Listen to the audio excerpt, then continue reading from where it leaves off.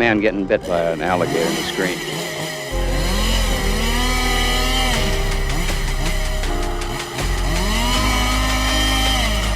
Swallow this.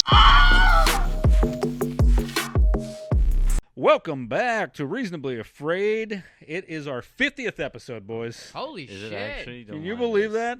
Don't mind us. Damn. All the way from the bottom, and now we're here. Weren't we going to do something special for our 50th? Or is this Since I mean, we're we not are getting the crew back. It is the first the OG crew. OG crew.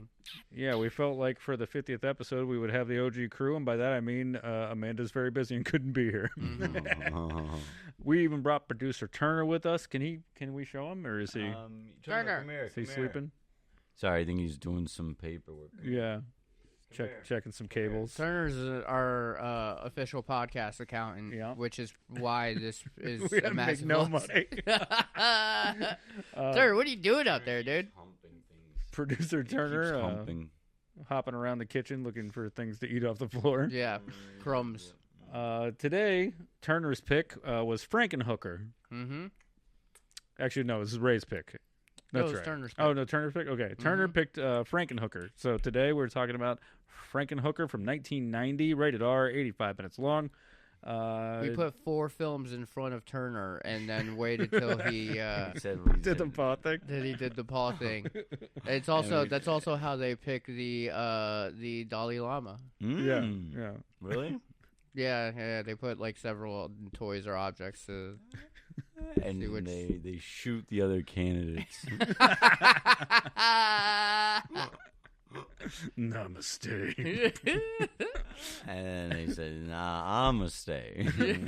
I like how we immediately Violent reincarnation. we immediately do something offensive in the first minute. Hey, whoever comes back to life gets the thing. And then they're like, oh, wait, that's not even how it works. Make sure you reincarnate with thumbs. Oh, actually, I brought my fart gun. So they all lived. Jesus Christ. All right, I'm so sorry, so man. today I got a lot on my Why'd you mind. derail it like that? derailing his own bit. All right, so I today got a lot on my plate. Oh. I'm sorry, go so ahead. today we're funny. talking about Frankenhooker, but before we hop in, we got my co-hosts with me always, Ray Reyes, Yo. and we got Sean Dolan. Hello. And Sean doesn't watch movies. Occasionally, someone will force him to. And usually that occasional thing is us. Yeah. On our Patreon, if you join, you can actually see the watch-through of the movie where you can watch Sean enjoy seeing the film for the first time ever with the two of us along for the ride. We make commentary and hang out and just kind of, it's like basically a hang out, watch movies with your friends kind of vibe. Yeah. Patreon, we want to shout out our Patreon members right now. We got our top tier members Nicole. and Kelly. Yeah. Oh, And was of I supposed to course- do both? No, you got it. And of course, our regular members, we got Dank Sinatra. Dank Sinatra. and Jackie. Jackie. That's right. And we want to thank our sponsors. We got Maxwell Farms. Maxwell Farms. Maxwell Farms for all your, how do we say it to where we don't get in trouble on YouTube? Your Adult You said, I was going to Gummies. ask what gummy is and flour and micro treats. Yeah. There you go. all your post-pubescent needs. If Yeah. you're in California or any other place where not you can, right. that was not correct. Yeah. Cut that. All the No, we don't have products, to cut it. Wasn't that bad of a guess. all the products that will make you look like Sean looks like regularly.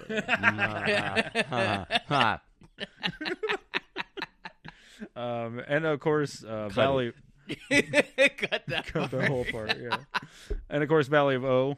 They make amazing lollipops, horror themed lollipops, just for us here at Reasonably Afraid. I think we have the lemon one. Yeah, why don't you grab that, Sean, off the shelf there? Yeah. Grab. Oh. Don't put him on the table. Keep talking. So Sean's gonna grab the lollipop, and he's gonna read off the description. What do you got there, Can I Sean? read the whole thing? Yeah, Yeah, go read the ahead. whole thing. I'm going to read the whole thing. Yeah, hit him. This lollipop right here, it's yellow. As you can all see, it's called The Final Girl. The inspiration was Halloween, 1998. That'd be the original. And look at him. that one I just ad-libbed. The 1980s serial killers with 3 names and 4 generations of JLC's Incredible Lemon Cake Recipe. Who was Jamie Lee Curtis. Jamie Lee Curtis. Yes, because this is her favorite flavor. Is it really? Mm-hmm. Zesty lemon. Ooh, listen to this. The flavor of zesty lemon hits like a scream in the dark, followed by soft, buttery cake notes that linger like a comfortable hug after the chaos. Sweet enough to celebrate survival, sharp enough to keep you alert. If that doesn't make you want to suck on something, I don't know what will. That's right. Well said, dude. You can join their Patreon, and you can actually get a subscription to their Lollipops monthly, as well as stickers and other gifts that they send you. Yeah. And if you don't join their Patreon, you can just go and check out all the products they have on their store. And we have all that linked in the description of this episode. So make sure you check them out. Is this okay if I suck on this right now? Like, honestly, you tell me if it's not. Yeah, it should be fine. Just don't be obnoxious about it. No, I don't know. I'll keep it to myself. He's going to for sure ruin it. Oh. All right, let's get this going. This is good. This That's got me incredible, fired right? up. That is good. Hey, bless you, man. Thank you. Hey, sorry about that. Hey, Ray sometimes sneezes when he shouldn't be. Hey, sorry about that. Oh, that's so funny. Okay. All right, so I think we're ready to jump into the episode. Before we do, Sean, what did you think for your first time watching the film Frankenhooker? I thought it was pretty good. Yeah. I mean, listen, is it going to win any awards? I hope not. That would be the upsetting part. Is it gonna win? It's been out for 25 years. Wait, no. It's 35 now, right? Jesus. Yeah, 35 years. Yeah, dude, this isn't 2015 anymore, man. Come on. No, I mean, listen, though. It was actually, like, weirdly fun. And, you know, I thought about a lot. You know, I thought about, like, you know, the problems women face and the undead. And I think, and you know, like also it was just cool. I feel like literally like the effects sometimes, like the body parts at the end. I was like, that was some cool shit. It reminded me of The Thing or something. Yeah. Yeah, it looked a lot like You know, talk to me, guys. Did we agree? Some of it is cheesy, where you're like, oh, this is clearly just an exploding mannequin. Yeah. Oh, yeah. Yeah. Oh no, it was dumb as shit too. Which I think the director Frank Henenlotter would agree with you. Oh, Henenlotter wrote this? Shut the fuck up.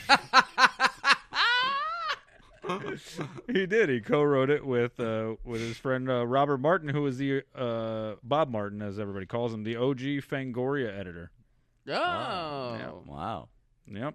That Fangoria editor, he also worked with him on Basket Case, and he played one of the zombies in Day of the Dead from '85, and another movie called Geek Maggot Bingo of the Freak from Weasel Mountain. Man, that pissed me off. That's like that crazy. one probably was bad. I wrote the whole title down because I was like, I need to say it so that Sean can just really feel enraged. Nah, man, just dude, cut out some of the fluff. I mean, Yeah. I know you're trying to be like, oh look, we don't give a shit. Well, you should. You should. Yeah. Well, you may have seen some of Frank Henenlotter's other films, such as Basket Case 1, 2, or 3. The Green Day songs? That's correct. Oh. Hey, Turner laughed at that. He also did Brain Damage from '88, and then he's done a couple of documentaries. That's Sexploitation, Chasing Banksy, and Boiled Angels. Are you raising your hand for a question? Yeah. Go ahead. Are these trauma films? No. Oh, I saw a trauma thing at the beginning of this film. Yeah, Trauma, I believe, is who picked up the distribution on this after. Girlfriend producer, would you mind checking and seeing how Trauma's attached to this? I think they wound up distributing for them, if I'm not mistaken. Yeah. Because Trauma did what a lot of the smaller companies did, which is pick up the flops and then re-put them out on VHS. Yeah. So See, this is a movie that I'm like, this I would like a remake too. This would be an interesting remake. Oh, dude, it'd be so wild. Who do you think could remake this movie and make it really good? Especially in the modern day of like extremes. Like it feels like everything that gets made is either like Terrifier or it's like Ari Aster stuff.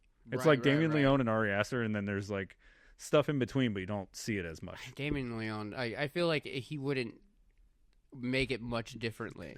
Just the effects would be better. Yeah. But it'd be the same movie. Exactly. Maybe Mel Gibson? Yes. Dude, Mel Gibson, but he means every word of it. Yeah. Like, there's some clear, like, irony moments meant that Jeffrey says that are supposed to be, like critiquing right-wing, like, puritanical Christian thought. Yeah, when he blows up the hookers. Yeah. And he's like, no, not the devil's music. Yeah. Like, but it would be funny to watch. It unnatural when the girls kiss. Yeah. Yeah. But it would be funny to watch Mel Gibson, like, do it with no irony. He just means it. You gotta kill the hookers. That's not what Jesus would do. Yes, it is. I know, I met him. I mean, dude, Mel Gibson really fucking acted the hell out of that. He fucking got into character. We got an answer on Trauma? There it is. Yeah. Shapiro Glickenhaus Entertainment was the company that made this, and their library got bought up by Trauma. Okay. 4 years ago. Yeah. Lloyd Kaufman, the Toxic Avenger creator, and the entire production company, which is out right now. Yeah, the new Toxic Avenger. By Trauma then, or no? Is that something separate? Is like a different? Now I'm confused. I don't know. Yeah, it's got to be through Trauma because they own the IP for that. Peter Dinklage plays the Toxic Avenger. Really? Yeah. So sick, dude. I heard it's really good. It, like, the movie got made like a while ago. Yeah. But it just didn't get released because I guess they couldn't pick up a major studio to get behind it. But it was just circulating the internet, and people were like, "This has to go out at some point." Yeah. And then they finally just released it. Hell yeah, that's great. Let's watch it right now. Can you not suck that lollipop into the mic, please? Oh, if you guys sounds like that. We're talking while someone's sucking dick. Oh, sorry. Sorry, I'm trying to get in the mood for Frankenhooker. Just getting topped off as we review this movie. I thought it was really fucking. It was the way they like fucking tackled social things in this movie. Oh fuck. Oh my god. Okay. By the end of the movie, you hear just like Sean counting cash. and this is for you. This part. And here's your tip. Can you tip? This movie. You're supposed to. Thank you. I'm scared. But before we jump into basically what we do on this podcast, if you've never seen it, we go through the film, and as we go through and tell you the story and remind you of things, if you hadn't seen it in a while, we also give you the fun facts as we go. But there's a couple of things up top that I wanted to touch on because it's really interesting. So this film was originally sent off to the MPAA for a rating, and the screener at the MPAA sent a message back with the film and said, "I'm returning this film rewound," because it was, I guess, on a tape. Rewound, and I'm going to refund you the fee it costs to have us screen it, and we're going to pretend like all this never happened. Because if I had to rate this film, I would rate it S for shit. Oh, Jesus Christ! Oh my God, who was that? That guy now? I forget his name. I had got it the letter somewhere. back, and they were like, "Why is the paper sticky?" He actually really liked it. But He's like, "Don't tell my wife." Don't tell my wife, Michelle Obama. That guy that reviewed it was Barack Obama before he became president. It was crazy. It was like, wait, why did you say that?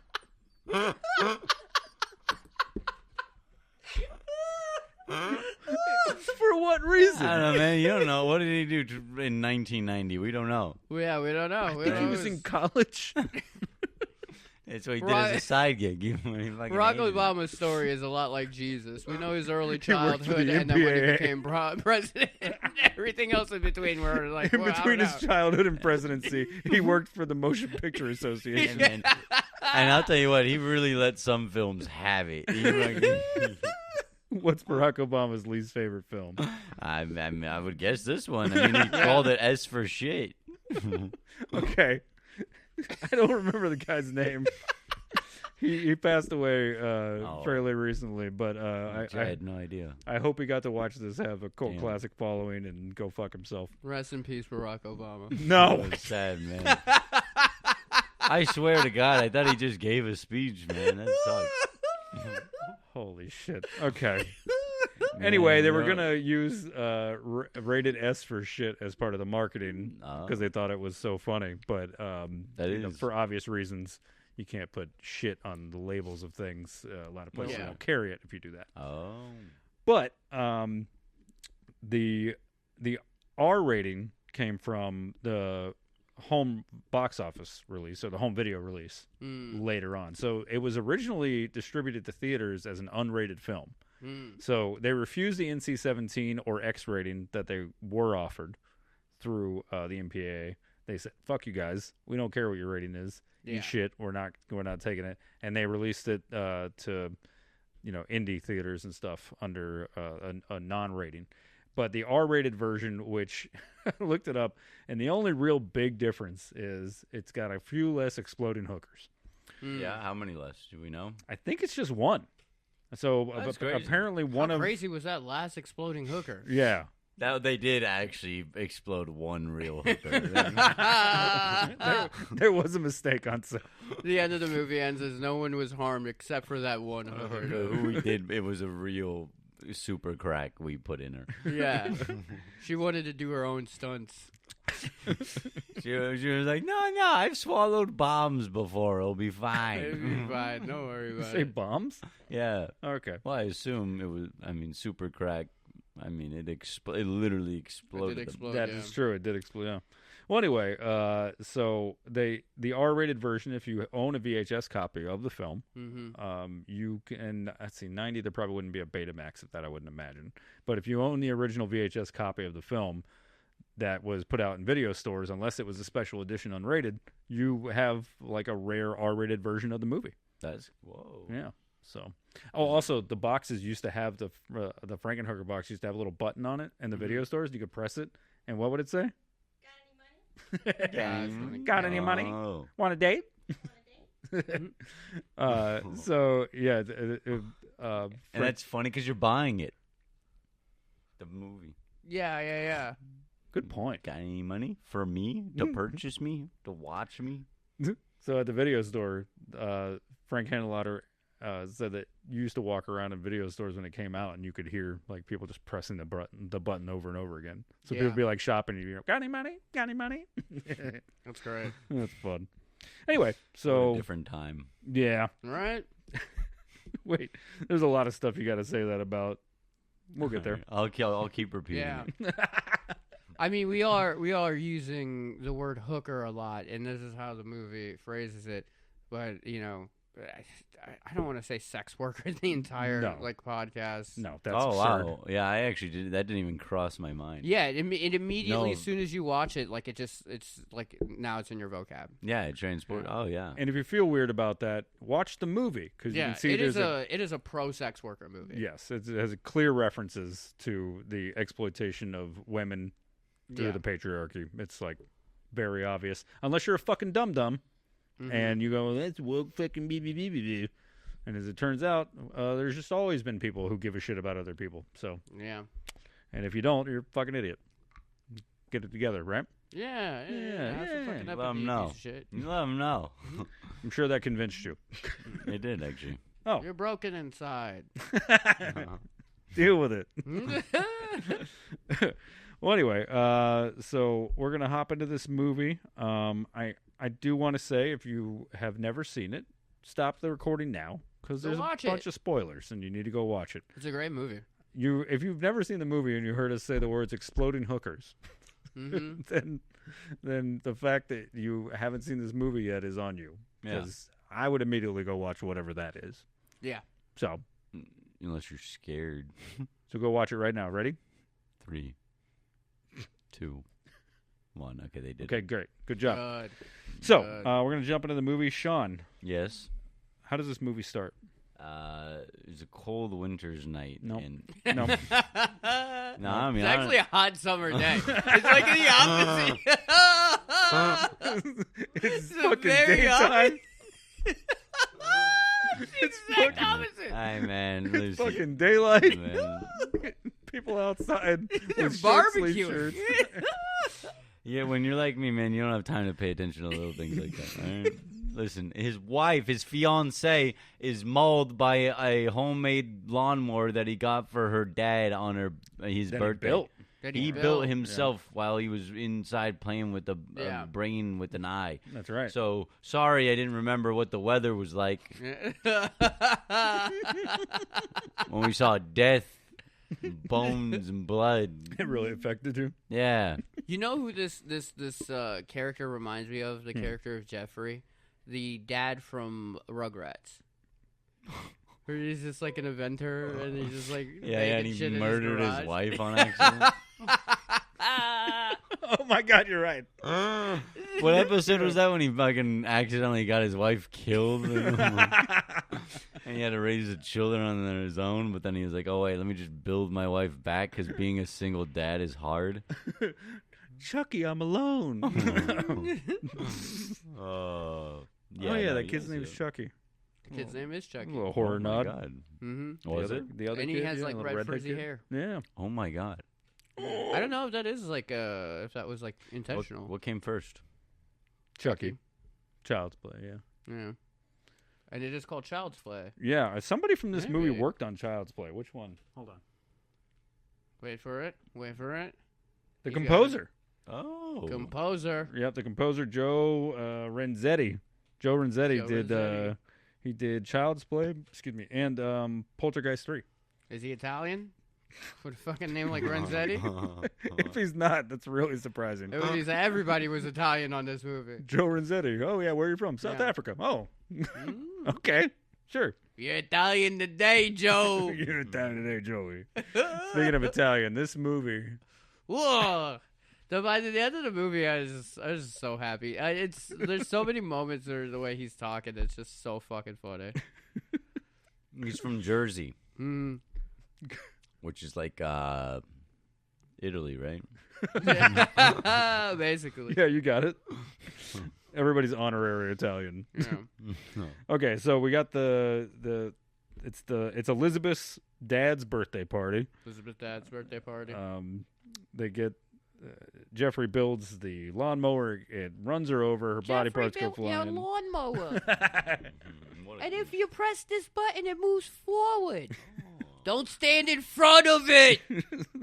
Oh, You could do a one-man play. I know. That's awful, man. That sucks. Man. That's probably like the worst birthday ever. And they don't even show the dad again. I wonder if he killed himself.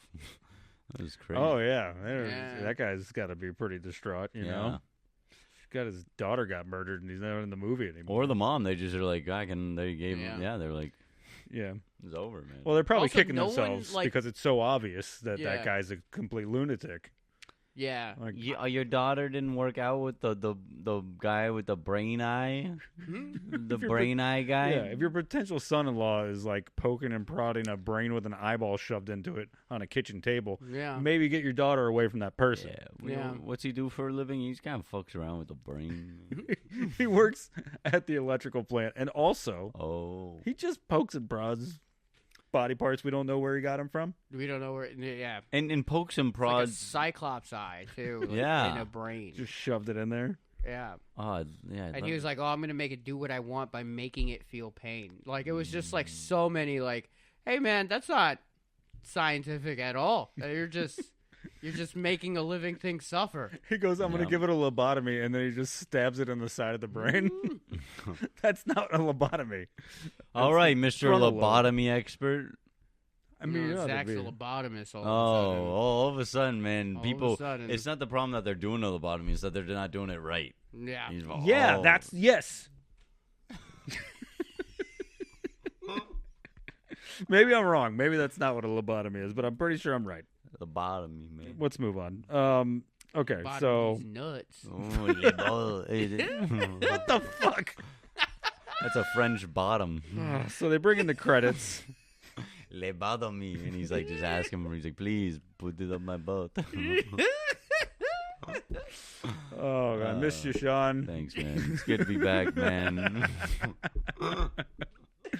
It's always funny the style of jokes changed based on whether it's Sean, Amanda, or Caleb, but like it's the most abstract with Sean. Yeah. Sean, like some people tell a joke and you're like, oh, I never thought of it from that angle. Sean tells it and you're like, what's happening? All right. Sean really thinks outside the box. Yeah, man. I don't even know what the box is. What the fuck? Sean had a great line as we were watching not to spoil any of the fun lines that we have during the watch through on Patreon, but Sean had a great line when it's doing the opening credits and they're showing him connecting the dots of like the female anatomy and like how to like where to send electricity to, and like it keeps focusing on like this one titty. Oh yeah. And Sean goes circuit titty. It's a reference to the store. It's not really with us anymore, but you guys probably wouldn't get it. Circuit City. All right. Yeah. They don't get. They don't know what that means. Yeah, everyone watching is 12. Okay, Make sure so you're watching with a parent. yeah. So they can turn it off.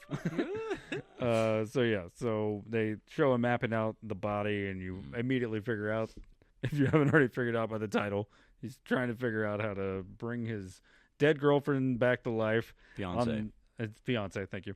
On the news, they mentioned that body parts went everywhere, and some of them are missing. Mm-hmm. They had some really funny descriptions of it, though. Her personality went everywhere. Yeah. Oh yeah. I thought that was such a weird line to write. Yeah. You're like, that was a funny sequence. Yeah. They called her like a salad. Yeah. Just like a tossed salad. Like tossed a tossed salad. And then just kept referring to her, and her salad went everywhere. He's still looking for the salad. And then the police officer is like, it's just a jigsaw puzzle. She's like, a jigsaw puzzle? He's like, yeah, a jigsaw puzzle. Now, before she gets run over by the lawnmower, there is a conversation that she has. I think it's with a friend of hers, and they have this whole conversation about how she is trying to lose weight, and it's this whole thing where they're like trying to imply that she's fat, or she at least thinks she's fat. She's wearing a fat suit that kind of was not functional and didn't really show off that she was fat at all, and they didn't add any prosthetic to her head or anything, so or she her just arms. Thick. So yeah, exactly. Insane. Mm-hmm. But they didn't cut it. My God. When it didn't work, they didn't bother to cut it. They left it in. It's like you didn't have. She looked fantastic. She looked. Yeah. It actually did a lot for her. Hey, I want all my women wearing dysfunctional fat suits, man. Hey, girl, put on this dysfunctional fat suit. With Yeah. with Make your sure it's skinny not ass. calibrated correctly. Yeah, I want to see everything. But honestly, is that the right animated character? She looked like Dexter's mom. With that I know. build. Yeah, Was with that the big hips. Yeah. I mean, my God. Yeah, that was literally all it was. Or was was it Mrs. Invincible? Yeah, I was thinking that too. Yes. What? Elastigirl. Yeah. Oh yes. It was just she had they put on a fake thing. She had curves. Like that's all. Yeah. Like Ooh. No, yeah, don't change. God, sorry guys, I don't want to get too. It was Frankenhooker, all right. but they could have Sorry, just got a little horny. Yeah, that ass really came with them jeans. Oh, they did. I mean, I'll tell you something else that came. You ever heard the guy? You ever heard that pickup line where it's like, "Hey, girl, did that ass come with them jeans?" Yeah, man. You never heard that? That was before your time, I think. Yeah, before my time. That's after your time. Okay. This is what happens in this podcast when Amanda's not on it. Once again, No. every Once episode. again. Oh, wow, you guys not talking about Frankenhooker every week? Okay, so it seems like they could have just cut that dialogue. There was really no reason to leave it in. It's like, it's not working. So just the minor subplot of her being like slightly A little bit, overweight yeah. And then, but having no impact on the story whatsoever. Well, right? it kind of does. Like, if she was visibly like overweight, it would make more sense because he is like going out of his way to like make her look hotter. Yeah, and he does like say that a few times. Yeah, the actor. Like, I'm gonna make you look so fine. James Lorenz, the actor that plays Jeffrey, he said that was part of the like motivation behind it. Like the way he thought of it was like, and he feels like it kind of conveys that is like he's not a good dude. Like, no, like he's not. I'm gonna rebuild my girlfriend, and then I'm gonna make it like the male ideal, right? Like right. Like the idea of like the perfect woman or whatever, instead of going like, oh, I want her back exactly the way she was or whatever. It's build a bear for your girlfriend. Yeah, build a girlfriend. Oh, so wait, when he was like throughout the film, when he was like there, that whole sequence where he had like the 7 or whatever prostitutes there, or sorry, hookers. Sorry, I don't even know what's the better term here. Prostitute is just like the term proselytize, like pitching. Well, I was just trying to. That word's been like demonized a lot too nowadays. So. But listen, my point is that when he was measuring their limbs and stuff, that part's pretty wild. Yeah, is he now? So when he was like, "Oh, 18 diameter, that's perfect," or "That's bad," he was comparing it to just what his version of the ideal was, or I thought he was trying to get as close to his girlfriend, but it sounds like that wasn't the case. I took it as more like mathematical, like wanting things to match up so she could have like an even gait. I think that's the way it reads. I don't think that was the intention necessarily, because like I feel like when you put the implication of like him thinking his girlfriend was overweight, and then now he's like measuring these girls, it looks like he's looking for the thing he's attracted to. And I think they would agree with that, the filmmakers, and the actor, Oh, yeah. Okay, then I think I read it wrong. No, you got it. I was like, he's trying to get close to her. Well, yeah, I think it just like that's just how they accidentally ended up having it come off. So they clearly get to this point with him after all this has happened where he was already not well. He's sitting in his kitchen poking and prodding body parts that he got from God knows where. And now his girlfriend has died, his fiance, and he is really not doing well. And he gives a whole monologue saying that I'm withdrawn, I'm afraid.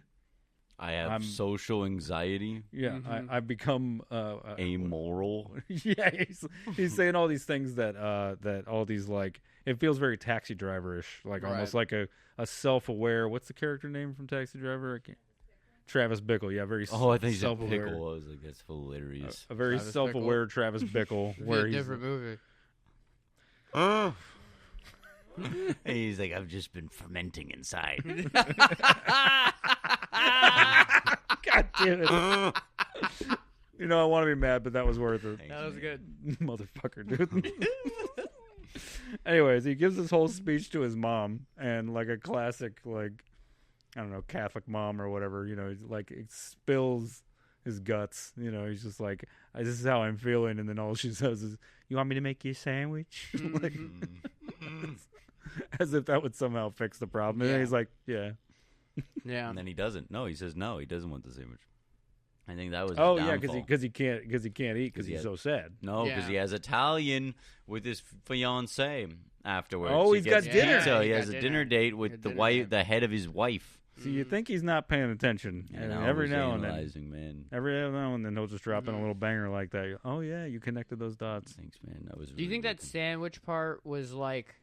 Because it is his mom, right? Mm-hmm. So it's just like this guy clearly has like a bad perspective on women, right? Yeah. And like his mom is sort of like that's his upbringing. Like she's like perpetuating those ideas to him. Mm-hmm. Yeah. So to him, it's just like, women they're the ones who make sandwiches. Yep. She's probably the biggest antagonist in this whole film.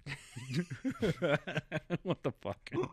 That's what I said when she came on the screen. She's probably in his ear like, dude, don't you think Elizabeth is getting a little fat? Yeah. Don't you think killing a few prostitutes and reconfiguring her body would help? It's just a project. It's just a project. It's just a project. You should go back to med school and try this shit out. Oh yeah, she's just constantly like, I thought you'd be a doctor. doctor by now. I thought you'd be a doctor by now, so you can write me all prescriptions for Xanax. Oh, that was her motivation. She just wanted prescriptions for Xanax. Yeah, man, you can look it up. Google it. Google it. So the mother, her name, her real life name is Louise Lasser, I think is the last name. But she was so sick during filming that she couldn't remember her lines. But they had already cast her and started production, and they just wanted to get it done. They didn't want to have to recast and everything, so they had to use cue cards so she could get through the scenes because she was so sick she couldn't even remember shit. Which I feel like if you're that sick, send her home, dog. Nice to get her the paycheck. Who was the actor that made everyone do that? Marlon Brando. With the cue cards? With the cue cards. It's funny to be method and not know your lines. Yeah. That's insane. That's the craziest shit. Yeah. I'm fully in my character, and I don't know. I'm fully in my character, and I don't know what he would say right now. Yeah. Fuck you. What a piece of shit human being. One of the greatest actors of our time. Fucking dog shit person. It's the funniest fucking thing that is all those iconic Marlon Brando scenes in The Godfather is just some PA holding the fucking card in the background behind the camera. If he doesn't switch the right one in time, he's like, shoot him. Also, her voice was all fucked up. You come to me on the day of my daughter's. You come on me on the day of my daughter's. Are you doing his sketch? That's my bit. You come on me on the day of my daughter's wedding. All right, we're gonna go back in. Right. Okay. Just, fucking idiots. We derail it so Sean can steal my pick. And you help him. That's how much I like it when Sean derails. I was never gonna do it until he brought it up. Follow Ray Reyes Entertainment. Sorry, that's your Ray email. Reyes Comedy. Ray Dude, can Reyes you Comedy. fucking keep us on track? Fuck Yeah. you. All right, so Don't just give away my email out like that. Yeah, man. Whoa. Cut that. sign him up. Hey, if you wrote that down, cut it. Delete it. Okay. So All right, ready? You were talking about dinner with the Italians. Nope. So the mom was so sick that they had to use cue cards, but also her voice was all fucked up. So they had to ADR. They had to have someone do ADR to go over. And it's not even her voice, I don't think. Oh my god. So they didn't wait for her to feel better. They got somebody else to That cover was it. pretty good ADR though. I didn't even fucking notice. Yeah, it was really good. I could usually spot ADR pretty easily. Yeah. And like this, I was like, oh, that's okay. Maybe they did a blend. Who knows? But, Yeah. But anyway, so let's see. We got through the mom being sick and all that. Blah blah blah. Oh yeah, the storm's coming, right? Mm-hmm. And he's having dinner with the head of his fiance with where he feeds her the wine and it's just coming out the her neck. Mm. Oh, but he's like, "There's a storm coming in 2 days, and we're gonna bring you back." So he knows he's got 2 days left to bring her back, get all the body parts necessary. That's not. Has there ever been a storm where you're like 2 days from now, big storm? Besides a hurricane. Yeah. But I guess it could be hurricane because season. Could be hurricane season. It was just the summer, so. Yeah, man. I don't be think hurricane that's your season. big gotcha to this movie, man. There's no way anyone could predict a storm 2 days man. out. Hey, man. You're acting crazy. Yeah. Probably not anymore because of all the fucking budget cuts true. like weather systems and shit, but. That's You know? sad, man. That's Yeah. fuck. Yeah, about sorry that? about that. Way to bring everybody down, right? Yeah. Yeah, man. So to remind everybody about Texas. Things were so much simpler when we were just trying to rebuild our wives. To a perfect images. Hey, man. After feeding hookers with super crack. Get to that part, man. That's a crazy we're getting there. part. We're getting there. That's We're getting there. We're almost there. fucking Hey, man, you guys got to keep listening to this. If you would the shut the super- fuck up, we'll get there. I swear to God. Okay, that weatherman. Fun fact: that weatherman, his real name is John Zacherle, and he was a TV. Yeah, right. Sorry, I'm so sorry. He was a TV horror host, whose character name was Roland, and he was like a famous TV horror host, especially like in the Northeast back in the 60s and 70s. Nice. Really? Okay. So he Frank Henenlotter was a huge fan and purposely cast him in this. And then he's like, "What do you want for the weatherman?" He's like, "Do it like the horror host character." So he brought back the Oh. character as the He Weatherman did. was kinda Yeah. It funny. was very like. That's why I said that comment about it feeling like Very maniacal laughter and all that. It was like that wasn't a real weather station. Oh yeah, you said it looked like public Yeah, access yeah. weather. This guy has no instruments. He's just guessing. He's like, 2 days, big storm. Okay, so he's got his mission. He knows he's got to go get the body parts. He's seen the weatherman tell him, and now it's time to go pick up some hookers. A lot of the shots that you see are actual hookers on the street. But What? Are you serious? Yep. And one of the cool things is that they didn't just shoot without their consent or something and go like, they're in the background anyway. They paid them as extras. That's great. Nice. Yeah. Yeah. Because if they honestly, if they didn't, that completely dissolves the entire message of the film. Also, I think their pimps might have been super stoked and they'd go jump that fucking camera crew. Yeah. So, yeah. I guess they would have had to pay the pimps, not the hookers. Anyway, legally, we don't legally they'd have to in the contract. it's in the pimp's contract. It is kind of the It's deal. against the pimp union. it is kind of Who handles payroll? this is actually really funny too. Frank Henenlotter went down to a local bar that it was called Billy's Topless Bar. It's in some part of New York. I think he said it was in Brooklyn. I forget. But he went to Billy's Topless Bar, and he Was surprised to find it didn't have a roof.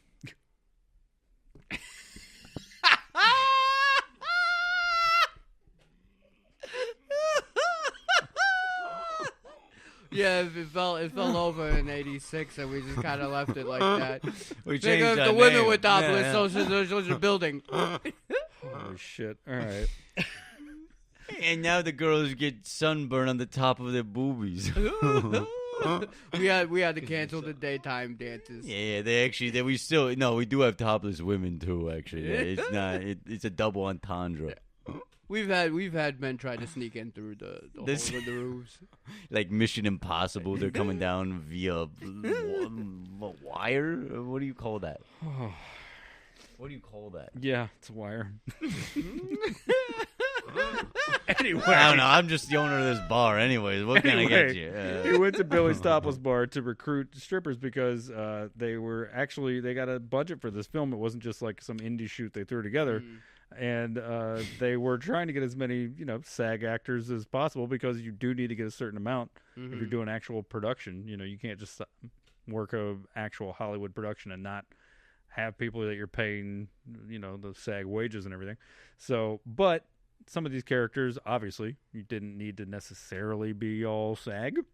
And they went and got some strippers and hired them as actors for the scene where you see the girls in the bordello or whatever, the whorehouse, right?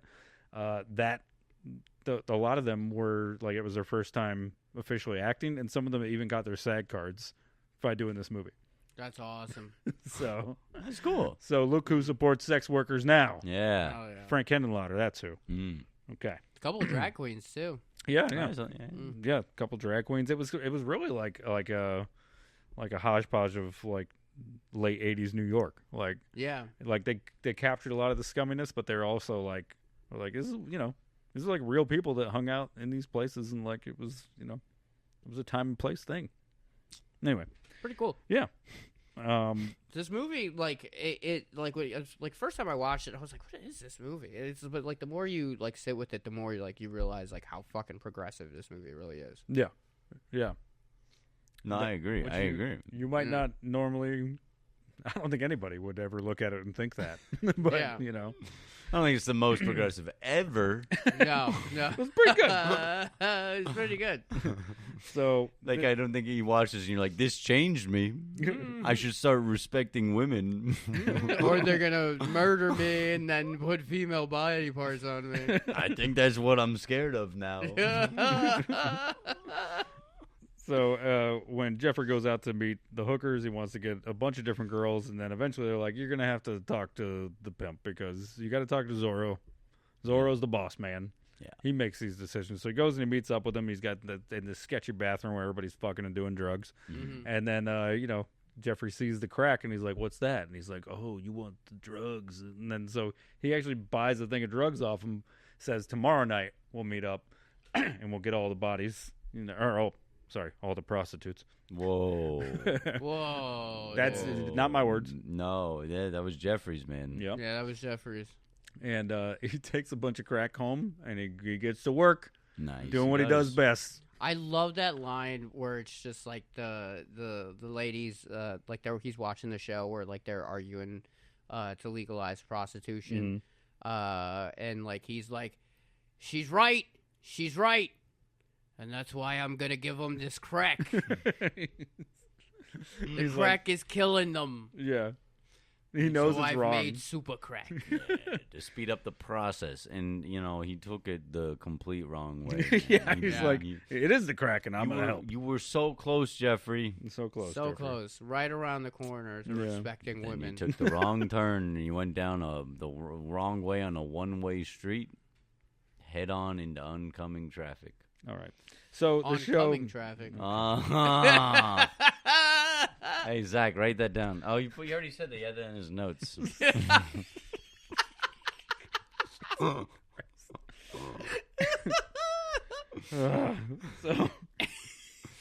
So the show was called Motormouth that he's watching, but it's clearly meant to be a parody of the Morton Downey Jr. show, which was the very popular 90s, like the first Springer, really, like where he's like chain smoking cigarettes and like people are like, a Klan member is like arguing with like a member of the Jewish Defamation League or something. Like he was like the guy to really go like, oh, we can get some ratings by tapping into the rage culture, So he fucking warped our society. So yeah, they just went, what if we did that to everybody, and they made social media. Oh my God. Yeah, this guy was like Mark Zuckerberg. Yeah, of daytime television. Mm-hmm. Oh yeah, and then what do you know? He died of cancer. So fuck that guy. Anyway, you think it was karma? Yeah, yeah, dude. Yeah, you turn the world into an evil place. Well, I mean, it was already whatever. Let's move on. Yeah. Okay, so he comes back the next night with the super crack. Jeffrey's meeting up with Zorro. Zorro hooks it up to go hang out with the ladies. The madam of the brothel gets all the ladies together. She tells him that we're gonna be hanging out with this guy. He's a doctor. Blah blah blah. He comes in. He starts measuring body parts. He's like crawling dressed over. as a doctor. He's actually dressed as a. He's like leaning into it. He's like, if I'm gonna no reason whatsoever. He's like, if I'm gonna hang out with a bunch of hookers, I'm gonna role play too. You don't even need to be dressed as a doctor for this part. Like, why would you measuring. need to convince them? They're doing it for money. They don't care. They think they're gonna fuck. It doesn't matter what you wear. Anyway, so he goes in and he's measuring. I think that was just for himself. Yeah. It was all for him. Yeah, I'm a doctor. And sure you are. Yeah. What now? So they throw a super crack party. He actually tries to back out. He tries to be a good guy. Yeah, he didn't give him the super crack. He decided like last second he wasn't going to do it because he can't find the perfect one. Because he wants to get the perfect girl. He didn't mean to do a hodgepodge. He was going to get one full body. But also, he's not backing out for the right reasons either. He just didn't find the one. Yeah, he just didn't find the one that he like wanted. Yeah. Well. Then they start saying, we want the money. What the fuck? And then he's like, all you care about is money. Can't you see there's something bigger at stake here? And they're like, what the fuck? Even having never explained it to anyone whatsoever. But also, don't. As if it would help. I'm here to kill one of you and take your body. Via super crack that makes you explode. Okay, so, because he finds that out by testing it out on a gerbil. Yeah, he does. A guinea pig, yes, apologies. Also, wouldn't it have been easier to just have chopped one girl's head off and then just use the body, the head? Because he was a giant pussy, and he didn't want to get his hands dirty, so he was like, well, if they do crack and they kill themselves, that's on them. Right, even but though then the super crack, them, there's also better ways to do it than exploding them. Yes. Well, he wasn't trying to explode them. He just wanted them to do too much and die. He didn't know they were going to explode. The guinea pig, I feel the like. guinea pig didn't explode. Right. Well, I'm sure he was like, well, it's a full-grown person, so they're not going to explode. They're just going to, stop living. He should have seen That's just ignorant, You're right. And when he tosses them the money, they find the super crack in the bag with the money, And then he's like, don't take it. And they're like, we're fucking doing. And they hold him down. And they're like, ah! And they play with the money while they do the crack and hold him down. They shouldn't have done that either. I don't think they should have done that. No. But, crack's a hell of a drug. I know. I've always wanted to try it. Eventually, right? Probably if I get a diagnosis that I'm going to die, I'll try it. Please don't try crack. What if I have 6 months to live? This is where this Yeah, podcast that's what is gone. I'm saying, dude. I'll do heroin if I have 6 months to live, man. How's the Yeah, just fucking podcast? try all Sean of did them. crack. I thought I was going to die. And you live and now you're just a crackhead. Oh, fuck. Sean got the wrong results on the test. That thought he had AIDS. Oh So my he was just, fuck it, I'm going to do crack. And then the doctor called him the next day and was like, hey, those are actually not your results. No, man. It says you're going to be chill, man. It says you're chilling. Oh. Well, not anymore. I just did crack. Oh, fuck. And the other guy, guess what? The other guy, because he thought he was only just chilling and he didn't have AIDS, he stopped doing crack. It's all fuck. So the most amount of budget for this movie was going to go into the pyro for this scene where they do the super crack and then the hookers start exploding. Mm-hmm. Honestly, one of my favorite parts of the movie is the same thing that you were laughing about, the POV of the body part flying through the room. Yeah, the leg camera. It's so good, just like a foot. Yeah, it's so stupid. Dude, it's so I really funny. felt like I was the leg. Yeah. So the issue was that was going to cost a shitload of money using a certified SAG pyro person. Oh. So Frank Henenlotter, who has mostly worked on way lower budget movies, Yeah. tapped into his roots and went and found someone else Mm. who was not certified to be doing this. I know a guy. We're not paying no fucking Hollywood pyro. Anyone can blow shit up, okay? I got a cousin, he makes car bombs. The quote from the They're unreliable, but when they work, oh my god, something happens. he almost quoted him verbatim just now. Really? The quote from the guy who was the pyro fill-in said, "Don't worry, it may be safe."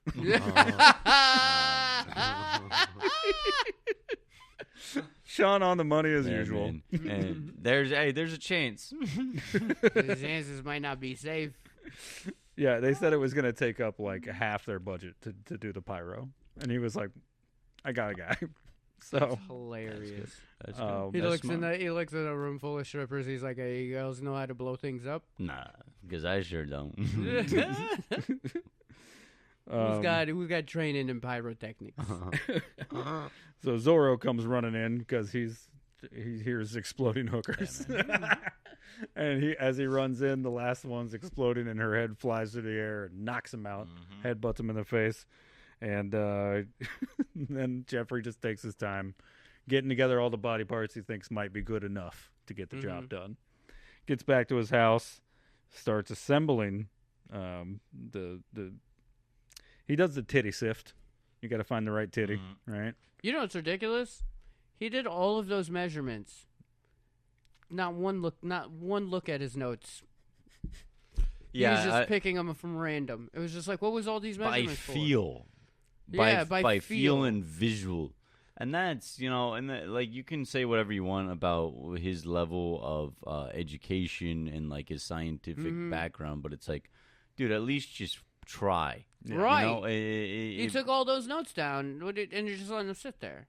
He's a chef that doesn't use the measurements. He just goes by taste, But he wrote the whole recipe based on measurements. So it's like, man, make up your mind. Make up your what mind. kind of chef Yeah. are you? Absolutely. You just stick with the recipe or freestyle it the whole way. What are you doing? Maybe he wouldn't have had the problem he had once he assembles her. Wasting time. He gets her all assembled and puts her up, up into the sky on the little gurney shit, and the lightning strikes. Comes. And then she comes down, and he thinks he's got his girlfriend back. Blam. And the first thing out of her mouth is, "Got any money? It's ridiculous. Want a date?" 1 and 8. He made a whole sky lift.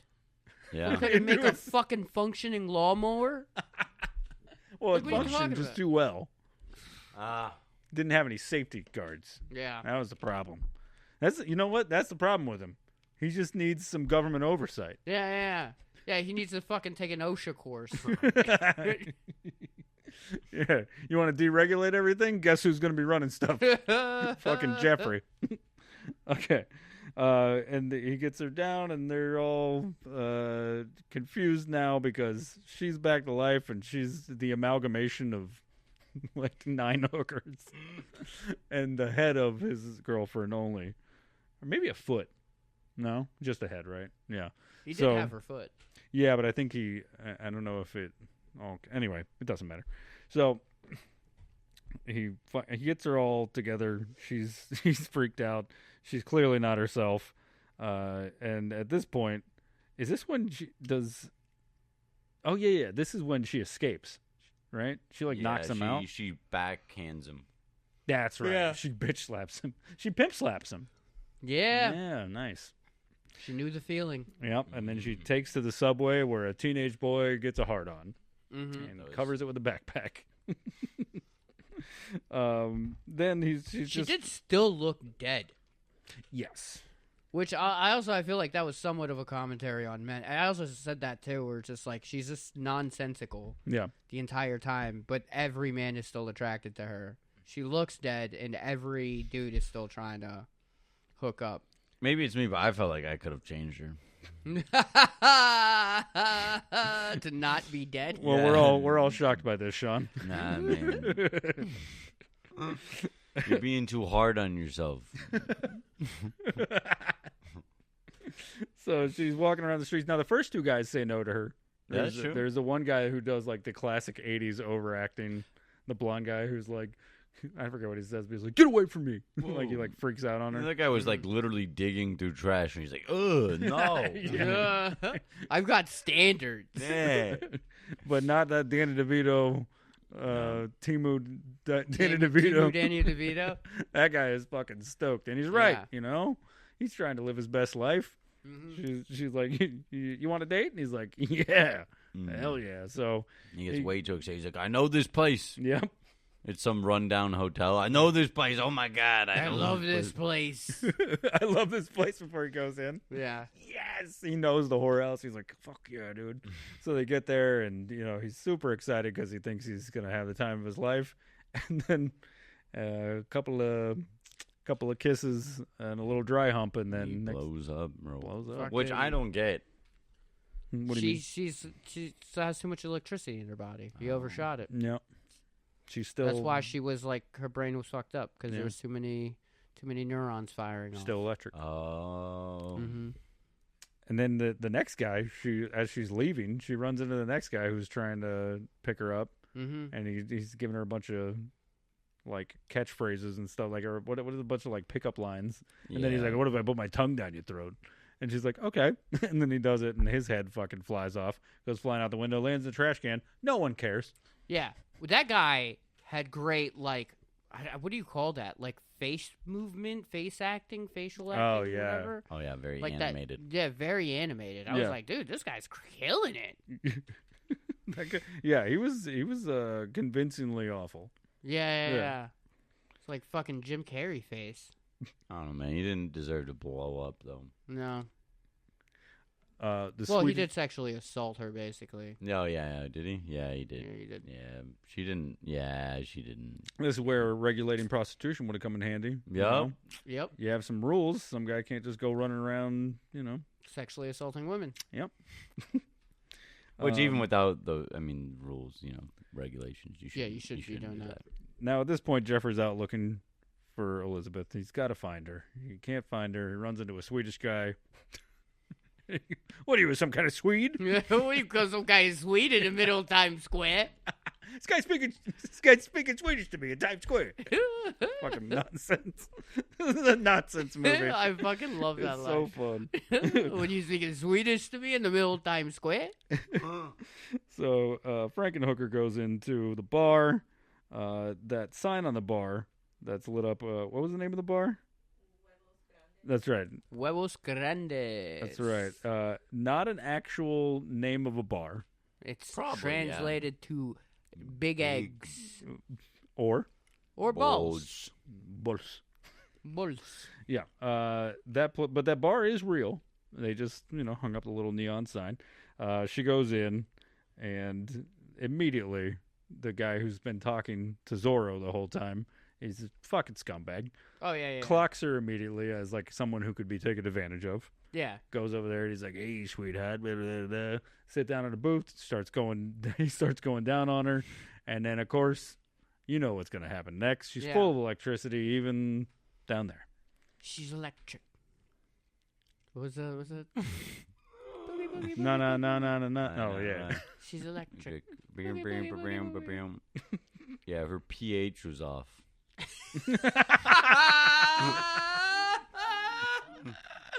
Holy shit, dude. Oh, that's so stupid. It's so dumb. Okay. Zorro. By the way, we should talk about him for a second. So Zorro the pimp is actually a guy named Joseph Gonzalez. He's only been in 2 films. They've Frankenhooker found him at a gym and hired him on. Obviously. That guy was fucking huge. He's massive. Yeah, he's only been in 2 movies. He was in Basket Case and he was in Frankenhooker. Oh, okay. And as you can tell by his acting, there's a reason why he stopped after this. Why did he want him in it? Just a fun guy to have around, you know. Yeah. Probably was willing to work for below scale. Mm-hmm. Well, he might have got his SAG card from Basket Case, Yeah. so yeah, maybe he got paid scale. Good for Hey, him. where's my scene? Right after you move all those 50-pound sandbags over here. Yeah, they make him do crew work. Hey, when you're not on set, you got to move this shit around. Hey, we got a couple trucks coming in. The PAs can't handle it. Can you get on that? Zorro's motivation is he just wants things to get done around here.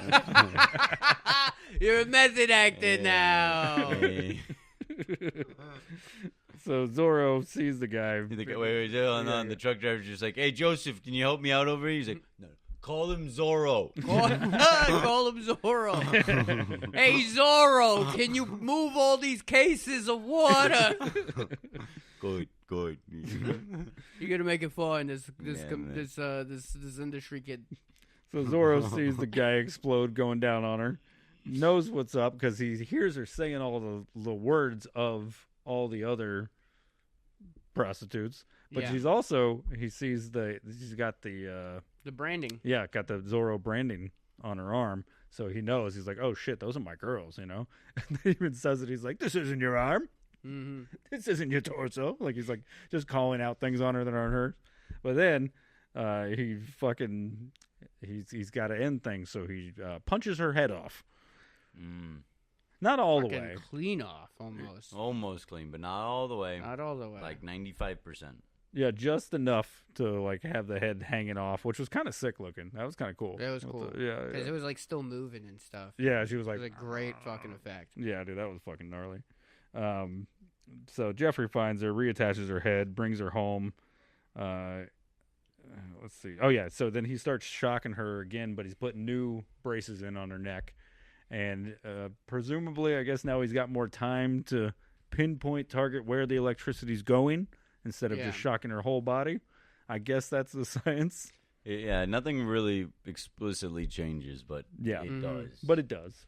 Yeah, and we kind of skipped over this, but he put all the rest of the body parts in a fridge of purple ooze. That's right. That was estrogen-based. Estrogen-based. Yeah, there's a very key point in the movie he made this specifically to bring his girlfriend back and was only able to bring back women. Damn. Mm-hmm. Well said. Yeah. Good call. I think that's when the stuff like that, like little details like that, is what like when the movies like kind of becomes a little bit more poignant, where you're like, oh, okay, I get where you guys are going for. Yeah, dude, good call. So unfortunately, Zorro has followed him home in a cab, which is hilarious to think of a cab in New York City following someone home to the suburbs in New Jersey. That's such a drive. Follow this car. Yeah. Where am I going? I don't know. Wherever they go, just keep up. Yeah, we're probably going to New Jersey. I know he's a New Jersey boy. Here's $150. Thanks for the ride. That's such an expensive taxi ride. Oh yeah. Anyway, so keep the meter running. I'll be back. Come on, you know me. I'm Zorro, the guy with all the prostitutes that went missing. Look, if I'm short, I'll just get your dick sucked. Is that okay with you?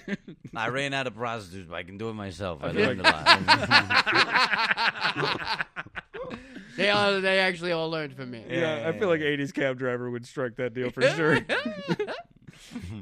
So now she's woken up. She's actually remembering who she really is. She's Elizabeth now in her consciousness, no longer the amalgamation of hookers. And But she does still bring up that she feels like there's 7 women inside of her. That's right. Mm-hmm. And she's definitely not. At first, she's happy to see him, but she's not thrilled by what he's done. And he says to her, that he's like, "It's unorthodox methods, but I had to, right? Like I did what I had to do." Zorro comes in, sneaks into the garage or wherever. Yeah, that's where they're doing all the experiments. Sneaks in, and I think he uses an axe, doesn't he? To chop Jeffrey's head off. Yeah, he uses an axe. That's right. Clean off. So his head goes flying, and which, by the way, yeah, Jeffrey's wife probably should have said something. What?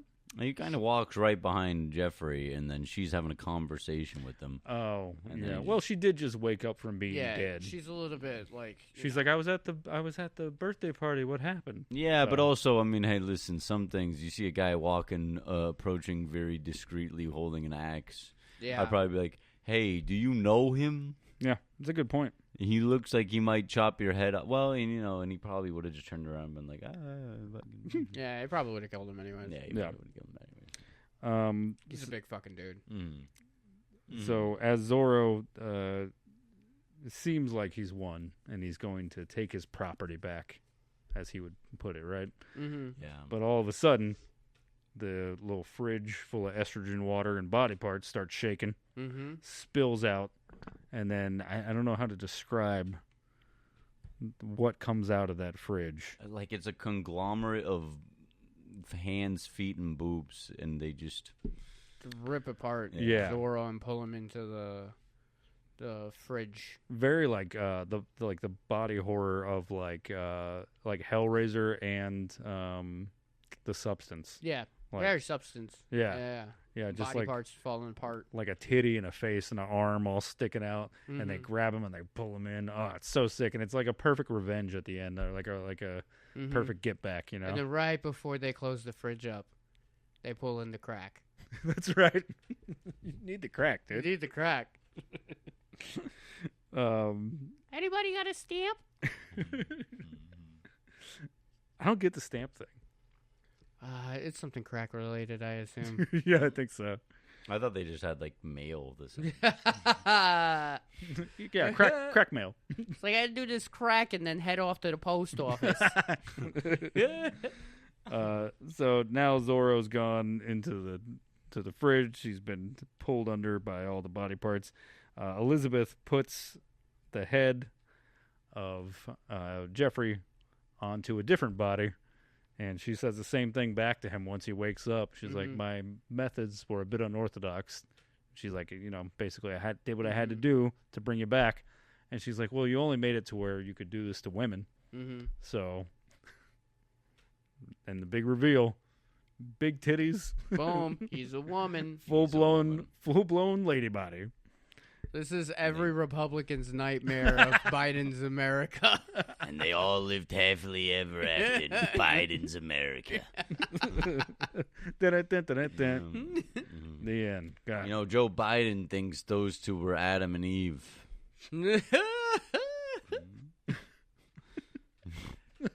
A trans woman and a trans hooker.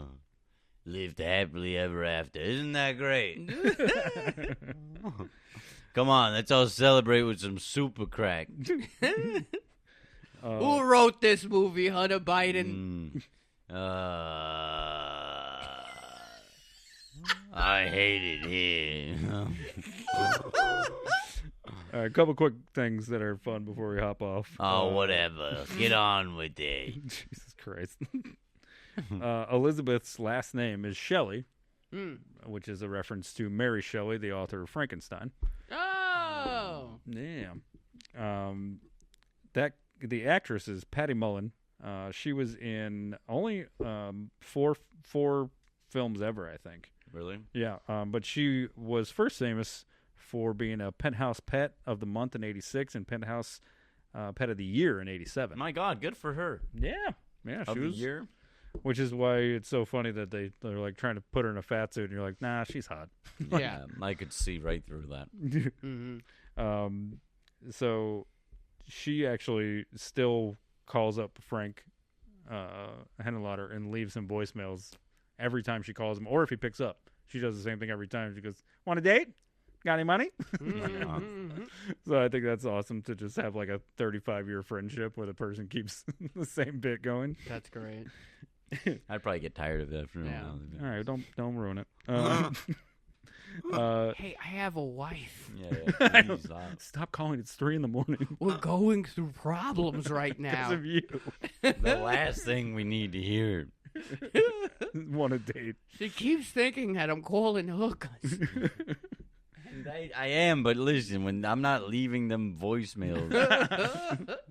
So the original script title was She called... wants to keep the kids. I need you to stop. The original script title was called Frankenstein 90. I bet it was. Yep. And that was to throw off the scent so that investors and other people who might say, hey, we don't want to make Frankenhooker Yeah. wouldn't know any better. And the other concept title was Poor Little Things. It's a modern day reference right there. Great. Man, nobody knows what you're talking about. Famous Italian director Dario Argento called it one of the best movies of the 90s, as well as Bill Murray. Wild. He called this movie Bill Murray? I gotta be honest, this was one of the best movies in the 90s, and it's also Bill Murray. It's Bill Murray. This is when you Have find you out watched He's it? actively having a stroke. I've hung out with Bill Murray all the time. Every time I watch this movie, I'm like, that's Bill Murray. This is where you find out that I've been making sure he only comes once a month and not the other way around. God damn it. I gotta be honest, this is one of the best movies of the 90s, and I'm also pretty sure it's Bill Murray. Put it on right now. You know what I'm talking about. You've never seen this movie and Bill Murray in the same room at the same time, have you? This movie is just Bill Murray in a trench coat. Bill Murray, is this you? Are you Frankenhooker, the movie from 1990? You have to tell me if you are. It's illegal if you don't. It's a legal thing. I think that's called entrapment. Anyways, like what my friend Zach was saying. So what were you going? You guys will never believe this, but Frank Henenlotter bullshitted his way through the pitch on this movie. Really? To get the money for the budget, and then wrote the script after. Oh. What'd he say? This movie's got Bill Murray and everything, man. Yeah, Bill Murray signed on. Don't worry, give me the money. They're like, what is this movie about? He's like, Bill Murray. It's Bill Murray. It's Bill Murray. It's fucking. They're like, you mean Like Bill Murray's in the movie? No, I mean like it is Bill Murray. We got his DNA in this shit. It's indistinguishable from the real Bill Murray. Yeah, and they're like, I guess we'll give you like $80,000. I'm kind of curious what you're talking about. I don't really know what you're talking about. But It's so vague, but it's so interesting. don't give him alive, but like fucking a little bit, right? Give him something. All right, to see where he goes with this. All right, we're done. We're gonna wrap this up now, because God knows what else could come out of your. Do you still have more facts? No, there's no more facts. We've done all the facts. All right. All right, one last one. Okay. A lot of people say that this is him trying to rip off Reanimator. Which is not the case. It's not at all. No. He said that his main motivation for this film was the brain that wouldn't die, which you can clearly see in this. You could also obviously see Reanimator being an influence in this. Right. However, Frank Henenlotter was friends with all those guys that worked on Reanimator, and even did a documentary about Herschel Gordon Lewis. Like, there's a bunch of stuff that, like, even after this was made, the Reanimator crew was basically like, "Oh, we see that this is different. This is very cool. We like it." Right. Right. So if anybody's like, me, Reanimator, shut the fuck up. Also, It's all Frankenstein ripoff anyway. yeah, it's all the same, like, you know, like Rip-off, background right. premise, you know. Yeah. Well, kids, we've come to the end of the episode. The very last thing that we always do, Sean, You're a little out of practice, but I believe in you, and I think you can take this home today. We're going to do a budget and box office and Rotten Tomatoes scores. Hit me with it. I know the budget. All right, let's do budget first then. I will say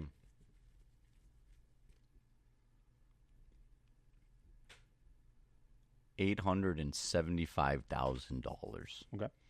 And the box office was 0 because they didn't go to the box office. Well, they did indie. 200,000. Okay. I'm going to say 1.2 million on the budget. Okay. And then box office, I'm going to say 250,000. Okay, so I got 2 points there. Now what? The budget for this movie was $1.5 million. But the box office was only $208,000. Ooh. I was good there, man. That was good. Gotcha. Damn. Yeah, baby. So 1 and 1. 1 and 1. Mm-hmm. All right. Now let's see if you guys can break the tie. I was only off by 8,000. Yeah, dude. That's not bad, dude. That's good. So let's break the tie. We got the Rotten Tomatoes scores. That goes first. Okay. All right. I'm going to say critics gave it 55. 55. Okay. And then audience gave it a 67. 67. Okay. I'll say audience gave it 69. Okay. And the Whoa. critics gave it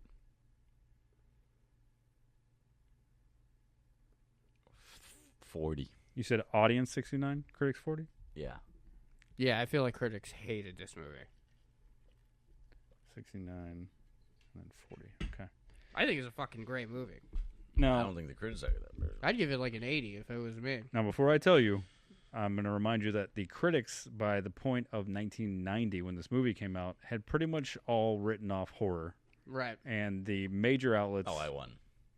Yeah, the major outlets had pretty much stopped reviewing them, which means Fuck, so I lost. the reviewers are almost exclusively at this point people who have gone back and reviewed the film, not the reviews at the time. This just got interesting. Yeah, this could go either way. So with 17 critic reviews, and only one of them is a major outlet from Variety going back and rating Oh, fuck, I think you in won. the it. early It's gonna be 2000s. Yeah. 65%. good. Yep. Woo! So Ray got that one. And the audience score with 5K plus reviews, 59%. Fuck. Yeah, I'm a little bit closer by just a couple points. You, Yeah, I hate dude. my life. Woo! 3-1. The boys done did it again. That was a blast, man. Yeah, man, that was really good. Yeah, it was fun. We'd like to thank our producer Turner for making it out for a special episode. Come on. Turner. Come on. Come on. I've been using 2 pieces of paper lately, so the winner Take your doesn't throw time, anymore. Buddy. Take your time. So He just ran away. we would like to thank you guys as always for being here with us. We will see you next week with another great episode. Patreon members, we love you. Thanks for all the support. Ray, you want to throw one of these? Oh, wow. Wow, so this sucks. close. See you next week. Bye. Zoom in on Turner at the end. Hell yeah, dude. A man getting bit by an alligator in the screen.